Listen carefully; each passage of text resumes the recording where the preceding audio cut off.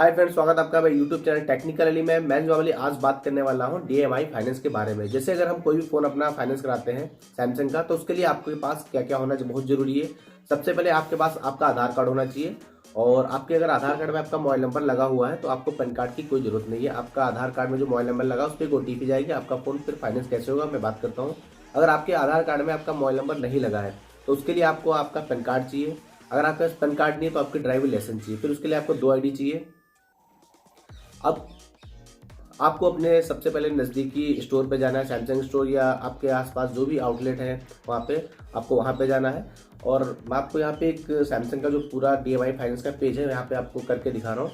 सबसे पहले आप जब आउटलेट पे जाएंगे, आपको जो सिविल स्कोर यहाँ पे कोई मायने नहीं रखता, आपका सिविल स्कोर कितना कम है या ज़्यादा है। अगर आपका सिविल स्कोर अच्छा है तो आपका डाउन पेमेंट कम आएगा। आप इंडिया में कहीं भी रहते हैं, इस DMI फाइनेंस को यहाँ पे ये नहीं देखता कि आप 10 किलोमीटर की रेंज के हों या आपका पिन कोड चेंज है तब आपका फाइनेंस होगा, ऐसा कुछ भी नहीं। आप कन्याकुमारी तक है इंडिया के अंदर, आपका फ़ोन फाइनेंस हो जाएगा। सबसे पहले बढ़ते हैं फर्स्ट पेज की तरफ। यहाँ पे आप देख पा रहे हैं 5 पेज कंप्लीट करने होते हैं जिससे आप फाइनेंस कराएंगे। तो उसके लिए आपका सबसे पहले आधार कार्ड में आपका जो नाम पड़ा हुआ है, उसके बाद आपका जो मोबाइल नंबर है, फिर आपकी मेल ID पड़ेगी, आपका जेंडर मेल फीमेल, फिर आपका यहाँ पे आपकी डेट ऑफ बर्थ पड़ेगी। उसके बाद आपका पैन नंबर या आधार नंबर यहाँ पे डाला जाता है, आप देख पा रहे हैं यहाँ पे। और उसके साथ यहाँ पे गेट OTP का ऑप्शन देख रहे हैं, यहाँ पे क्लिक करने के बाद आपके यहाँ पे जो OTP आएगी वो आपको डालना है। उसके बाद इसको आप जैसे करेंगे तो इसको ये थोड़ा सा आगे बढ़ेगा, कुछ इस तरीके से पेज आएगा आपका। इसको हम जैसे ही आगे बढ़ाएंगे तो यहाँ पे आपका एजुकेशन क्वालिफिकेशन पूछेगा, उसके बाद आपका इनकम पूछेगा, आपका जो यहाँ पे जो जहाँ पे जिस एरिया से ये फाइनेंस हो रहा है वहाँ का ये पिन कोड पड़ेगा, आपकी इनकम क्या है। यहाँ पे नीचे आप किराए पे रहते हैं, आपका सेल्फ ओनड घर है, वहाँ ये आपको डालना है। और फिर आप देख पाएंगे यहाँ पे देख पा रहे हैं कि आप इसका एक ऑप्शन है वेटिंग फॉर ऑफर। यहाँ पे जो आपका सिविल स्कोर है वो आपको निकल के आएगा। मान लीजिए मैं एक एग्जांपल तौर पे आपको एक F13 फोन दिखा रहा हूँ। जो F13 फोन है आपका 13,000 रुपये की रेंज में फोन आता है, और यहाँ पे जो डाउन पेमेंट आया है ये 3604 रुपये आया है। और इसका जो महीने की किस्त है ये आपकी 1218 रुपये की 8 महीने तक किस्तें होती हैं। और इसकी जो किस्त का टाइम होता है 1 से 5 तारीख इसकी लास्ट होती है। आप हमेशा 4 में किस्त जमा करें। आप 4 के बाद जैसे 5 में पहुंचते हैं, 5 को अगर आपकी किस्त लेट होगी 6 तारीख को, फिर आपका 472 रुपये फाइन पड़ता है और आपका फ़ोन भी बंद हो जाता है।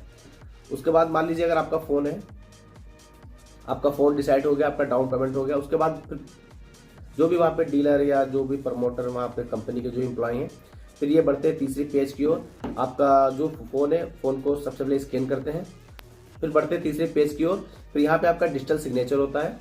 फिर जैसे ही डिजिटल सिग्नेचर होने के बाद फिर थोड़ा सा हम जैसे ही आगे बढ़ते हैं तो यहाँ पे आपका एक पेज खुल के आता है बैंक डिटेल्स। यहाँ पे आपका अगर ऑटो डेबिट लगवाना है तो आपके पास ATM कार्ड होना चाहिए। यहाँ पे ATM कार्ड की जो डिटेल्स है वो पूरी फिल करनी पड़ती है। आपके नंबर पे एक OTP जाता है तो आपको ऑटो डेबिट लग जाता है। अगर आपको ऑटो डेबिट नहीं लगवाना है तो यहाँ पे एक नेस फार्म होता है, नेस फार्म जनरेट करके जहाँ पे आपका कुछ इस तरीके से नेस फार्म है, आप देख पा रहे हैं यहाँ पे। नेस फार्म जैसे जनरेट हुआ फिर नेस फार्म पे आपके 3 साइन होते हैं, और जो आपके 3 साइन होंगे वो साइन फिर उसी टेबलेट में अपलोड करने होते हैं। उसके बाद फिर आपका यहाँ पे चौथा पेज खुल के आता है। चौथे पेज पे आपने जिस नंबर पे आपकी OTP गई थी वो सिम, आपने जो फ़ोन सेलेक्ट किया है उसमें सिम डालनी होती है। एक नंबर में आपको सिम डालनी है, फिर आपको कुछ भी नहीं करना है, आपका फ़ोन वहाँ पे रखा रहेगा। 5 से 7 मिनट के बाद आपके उस फोन में एक सॉफ्टवेयर डाउनलोड हो जाएगा, सैमसंग फाइनेंस प्लस।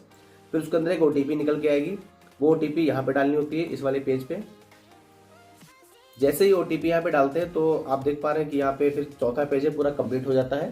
यहाँ पे चौथा पेज आपका पूरा कंप्लीट हो जाता है। फिर 5वें पेज की ओर जैसे हम बढ़ते हैं तो यहाँ पे लिख के आता है कंप्लीट का 5वां पेज है, आप देख पा रहे हैं। और उसके बाद आपका जो फ़ोन है फाइनेंस हो चुका है। आपके फ़ोन में एक एप्लीकेशन डाउनलोड हो जाता है सैमसंग फाइनेंस प्लस। वहाँ पे आपका रिमाइंडर के तौर पे वहाँ पे आपको दिखाएगा कि आपके कितने दिन बचे हुए हैं, कितने दिन अभी आपको कितने दिन किस्त जमा करनी है, और टोटल अमाउंट उसके नीचे दिखा देता है, और किसके नाम पे फाइनेंस है वो भी लिख के आएगा। और इसमें आपको मिलता है इंश्योरेंस। अगर आप डिस्प्ले का इंश्योरेंस कराते हैं फ़ोन का तो यहाँ पे आपको डिस्प्ले का जो पेमेंट होता है वो बहुत ही कम डाउन पेमेंट आता है, वहाँ पे आप इसका फ़ोन का इंश्योरेंस भी करवा सकते हैं। और अगर आप चाहें तो फ़ोन का ADLD प्लान आता है, इसे बोलते हैं accident damage and liquid damage. उसमें आपका अगर फ़ोन फ्रंट बैक दोनों तरफ से डैमेज हो, पानी में गिर के आपका फ़ोन अगर ख़राब हो रहा है तो आपको सर्विस सेंटर से फ़ोन रिपेयर होकर आपको कुछ पैसे देके वहाँ से आपको बन जाता है। अगर आप डिस्प्ले का बीमा कराएंगे तो उसमें से आपको डिस्प्ले का बीमा मिलता है, स्क्रीन प्रोटेक्शन का प्लान आता है। और आप जो डेमाई फाइनेंस की जानकारी आपको कैसी लगी, और आप कमेंट बॉक्स में जरूर बताइए आपको ये वीडियो कैसी लगी। Thanks for watching.